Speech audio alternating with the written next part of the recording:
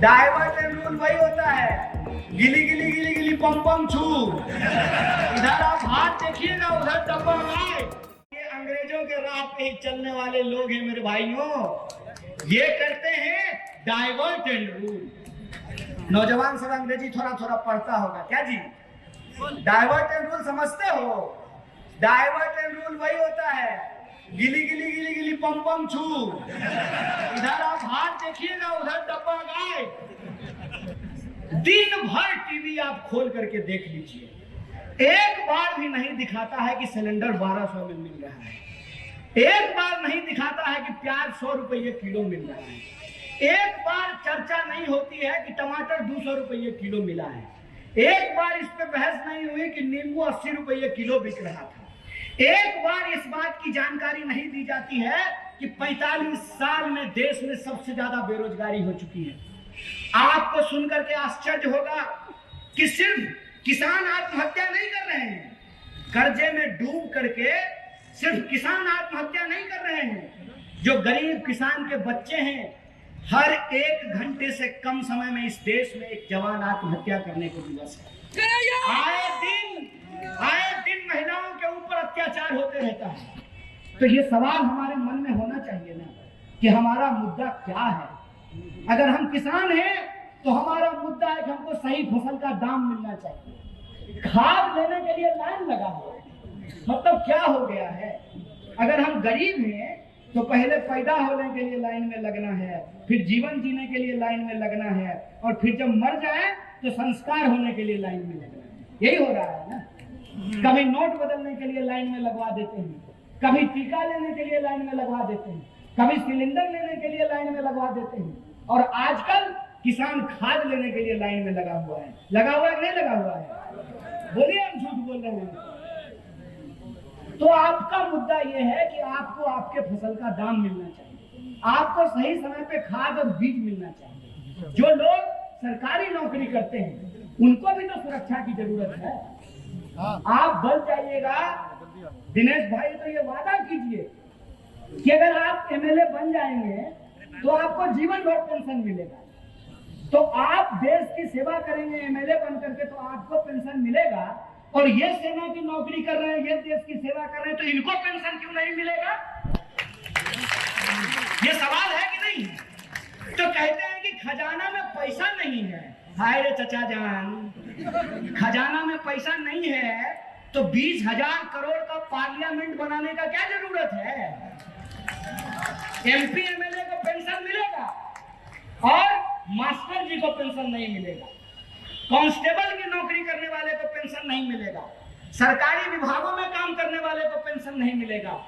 तो मैं कहना ये चाहता हूं कि जैसे वो अपने भविष्य के बारे में सोच रहे हैं, हमको अपने भविष्य के बारे में सोचना पड़ेगा। इस देश के आम आवाम को अपने भविष्य के बारे में सोचना पड़ेगा। और उनका भविष्य क्या है? उनका भविष्य ये है कि उनके लिए रोजी रोजगार की व्यवस्था हो, उनके लिए पढ़ने लिखने की व्यवस्था हो। अगर हमारी सरकार कह रही है, हमारी पार्टी कह रही है कि हम मध्य प्रदेश में आएंगे तो ओल्ड पेंशन स्कीम लागू करेंगे, और यहां एक बात मैं आपको कह दूं, ये राहुल गांधी हैं, ये राहुल गांधी हैं। आज के डेट में कांग्रेस का चेहरा एक ऐसा व्यक्ति है जो उतनी ही बात करता है जितनी बात वो पूरा कर सकता है। अगर वो कह रहे हैं कि मध्य प्रदेश में ओल्ड पेंशन लागू होगा तो मध्य प्रदेश में ओल्ड पेंशन लागू होगा, इस बात को कोई खारिज नहीं कर सकता। अगर हम कह रहे हैं किया है, उस कलंक को मिटाने का काम आप लोगों को करना पड़ेगा। बोलिए, करेंगे कि नहीं करेंगे?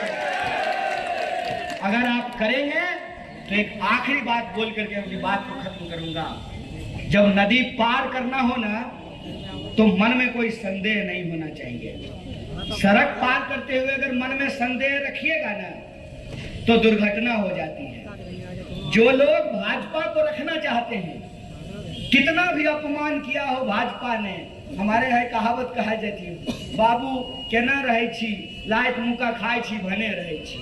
कहने का मतलब यह है कि बाबू कैसे रहते हैं? बोला कि लात जूता खाते हैं, ठीके रहते हैं। तो उनके लिए तो कुछ नहीं कहना है। लेकिन जो लोग परिवर्तन करना चाहते हैं उनसे हम यही कहना चाहते हैं, फिर ये चुनाव एक व्यक्ति का चुनाव नहीं है, फिर ये चुनाव एक दल का चुनाव नहीं है, फिर ये चुनाव एक सिंबल का चुनाव नहीं है। यह चुनाव आपके अपने सवाल का, आपके अपने काम का और आपके आत्मसम्मान का चुनाव है। इस बात को याद रखिएगा, कोई इनकार नहीं करेगा। आज जो मध्य प्रदेश का चुनाव हो रहा है, इस चुनाव में मध्य प्रदेश की एक एक जनता को, मुरैना, भिंड, ग्वालियर, चंबल संभाग की एक एक जनता को अपने अपमान का बदला लेना है। इस बात को याद रखिएगा। और अपमान क्या होता है? अपमान ये होता है, यहाँ माताएं बैठी हुई हैं, माता जी रोटी पकाती है ना, और रोटी को समय पे नहीं पलटते हैं तो रोटी जल जाता है, नहीं जल जाता है। और रोटी पकाने का गणित क्या है? ना पहले पलटिए ना बाद में पलटिए। मध्य प्रदेश की जनता ने बिल्कुल सही समय पे सरकार पलट दी थी। बोलिए, पलटी थी कि नहीं पलटी थी? मध्य प्रदेश की जनता ने, भाजपा को तो अब समझ में आ रहा है कि शिवराज नहीं चलेंगे। नहीं, देखे हैं, हमको तो कई बार दया भी आती है सच में उन पर, सच बोल रहे हैं। मतलब दया इसलिए आती है कि चलिए कुछ भी हो, शिवराज जी कई साल दिए मध्य प्रदेश को, अपनी पूरी जिंदगी दे दी, तो उनको पोस्टर से गायब कर दिया है। आजकल जय शाह के पप्पा घूम रहे हैं ग्वालियर, जानते नहीं उनको? कौन है जय शाह के पप्पा? गृह मंत्री भी हैं। और जो है, जो बाल बच्चा है भाजपा के नेता का, वो करके हमको मुख्यमंत्री या प्रधानमंत्री भी नहीं बनना है। पिछली बार चुनाव में बीजेपी हार गई थी, तो मध्य प्रदेश की जनता ने जिस सरकार को हरा दिया, वो सरकार आखिर सरकार कैसे बना पाए?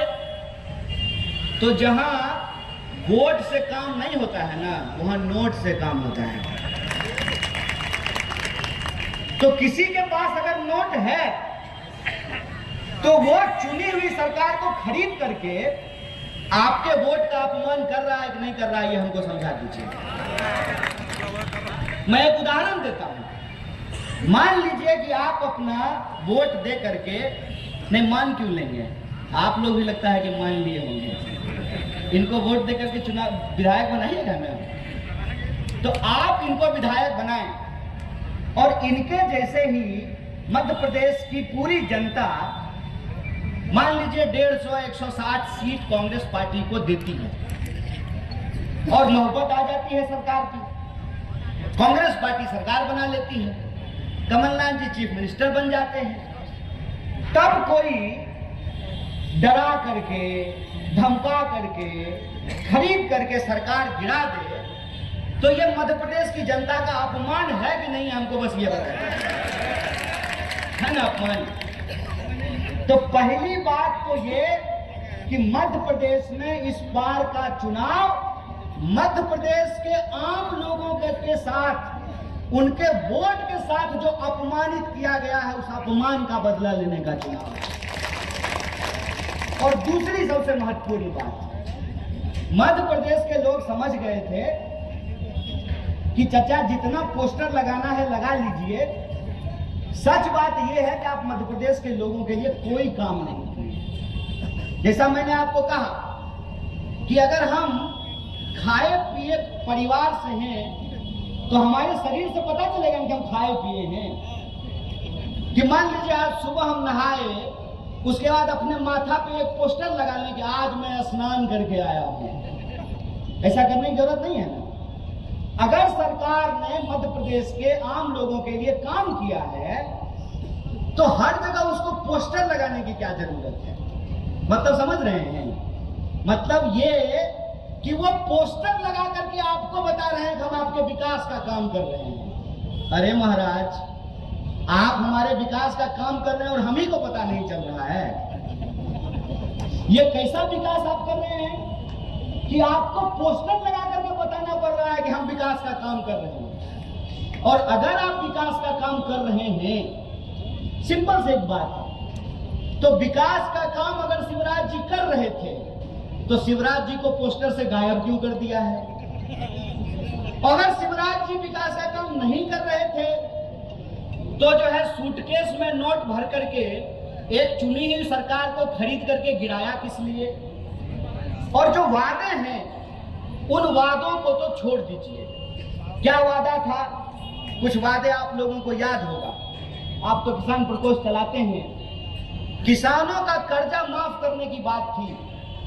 11 महीने की कमलनाथ जी की जो सरकार थी उसमें 22 लाख, मैं ठीक बोल रहा हूँ, 27 लाख, असल हम कागज पे लिख के भाषण नहीं देते, टेलीप्रॉम्प्टर भी नहीं लगाते। 27 लाख किसानों का कर्जा माफ किया गया और बिजली बिल जो है उसको माफ किया गया। जब वापस ये जो बिकी हुई सरकार बनी, इस बिकी हुई सरकार ने क्या किया?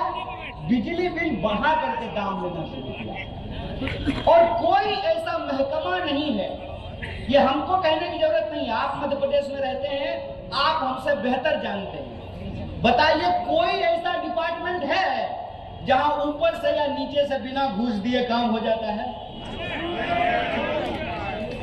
और इधर नौजवान सब खड़ा है, इधर ये जो मंच है ये इतना खूबसूरत मंच है कि इस मंच पे स्वामी जी भी हैं, किसान भी हैं, जवान भी हैं, सेना के लोग भी यहाँ खड़े हैं। साहब मैं आपको बता दूं, मेरे परिवार से 16 लोग बैंक की नौकरी करते हैं, 16 लोग। और हम जानते हैं कि आम परिवारों के लोगों की स्थिति क्या है। स्थिति ये है कि कहीं नौकरी मिल जाए, कोई काम मिल जाए, तो हम चाहते हैं कि वो काम हमको मिले, हम नौकरी करें। काम की हालत ये बना दी गई है कि पहले तो भर्ती नहीं आती है, भर्ती आती है तो एग्जाम नहीं होता है, एग्जाम हो जाता है तो रिजल्ट पैसा लेकर के निकाला जाता है। अभी पटवारी घोटाला हुआ है नहीं हुआ है? और साहब आप जब नौकरी किए थे तो आपको पूरी नौकरी थी। ये जो एमएलए बनेंगे धीरज भाई, दिनेश भाई, तो ये बनेंगे 5 साल के लिए। इधर जो जवान सब खड़ा है ना, दोस्त जानते हो, एमपी बनेगा 5 साल के लिए, हम फौज का नौकरी करने के लिए 4 साल के लिए जाएंगे। बोलो ये बेईमानी है कि नहीं है? मैं सबसे पहले मुरैना की पवित्र मिट्टी को नमन करता हूँ, प्रणाम करता हूँ। पसीने की कमाई से अपने परिवार का भरण पोषण करने वाले मुरैना के और इस इलाके के एक एक नागरिकों को क्रांतिकारी जय भीम प्रेस करता हूँ, उनका क्रांतिकारी अभिनंदन करता हूँ। दोस्तों, मैं आपसे 2-4 सीधी बात करना चाहता हूँ, क्योंकि चुनाव का वक्त है और चुनाव एक ऐसा वक्त होता है कि जिसमें हर कोई अपने बारे में अच्छी ही बात करता है। कोई नहीं कहता है कि हमारा दही खट्टा है, हर कोई कहता है कि हमारा दही मीठा है। तो इस बात की चिंता आप मत कीजिएगा कि हम आपके सामने भारतीय राष्ट्रीय कांग्रेस और हमारे भारतीय राष्ट्रीय कांग्रेस के एक साधारण कार्यकर्ता से होते हुए किसान प्रकोष्ठ का अध्यक्ष बनने वाले भाई धीरज, जो हमारे दिनेश गुजर जी हैं, इनके प्रशंसा और तारीफ में मैं कोई बात नहीं कहूंगा। वो बात मैं इसलिए नहीं कहूंगा कि कहते हैं हाथ कंगन को आरसी क्या और पढ़े लिखे को फारसी क्या। मतलब अगर हम कपड़ा पहने हुए हैं तो सबको दिख रहा है ना, हम कपड़ा पहने तो सबको दिख रहा है। अगर ये आपके ही बीच के हैं ये अगर आपके बेटे के समान हैं, ये अगर आपके बीच में रहते हैं, तो हमसे ज्यादा ना आप इनको जानते हैं, है कि नहीं है? अब आप ही बताइए कि कोई दिल्ली से चल करके, बेंगलोर से चल के, कलकत्ता से चल के, हेलीकॉप्टर लेकर के, उड़न खटोला लेकर के आपके बीच में आए और आपको ये समझाने की कोशिश करे कि मुरैना के लिए क्या अच्छा है, मुरैना के लिए क्या बुरा है, तो आपको मन में यह बात नहीं होगा कि जुम्मा 8 दिन पैदा हुए हो और मुरैना के लोगों को समझा रहे हो। अरे जो लोग मुरैना में रहते हैं, जो लोग ग्वालियर में पैदा हुए हैं, जो चंबल के इस इलाके में जिनकी पीढ़ियों ने अपनी जिंदगी गंवा दी है, उनके बारे में तो हम सिर्फ एक बात जानते हैं कि इस इलाके में लड़ाकू पैदा होते हैं, बिकाऊ नहीं पैदा होते हैं। हम ये बात जानते हैं।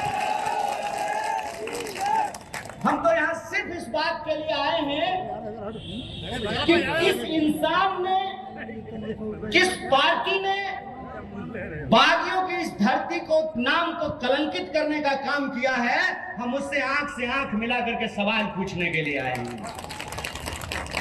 हम तो सिर्फ ये जानने समझने के लिए आए हैं कि जिस इलाके के बारे में कहा जाता था कि साहब डकैत तो संसद में होते हैं, हमारे इलाके में बागी पैदा होते हैं, उस इलाके के भीतर दौलत की खनक इतनी मजबूत कैसे हो गई? उस इलाके के भीतर किसी पार्टी ने इतना कैसे नफरत फैला दिया कि आपस के लोग ही एक दूसरे को संदेह की नजर से देखने लगे।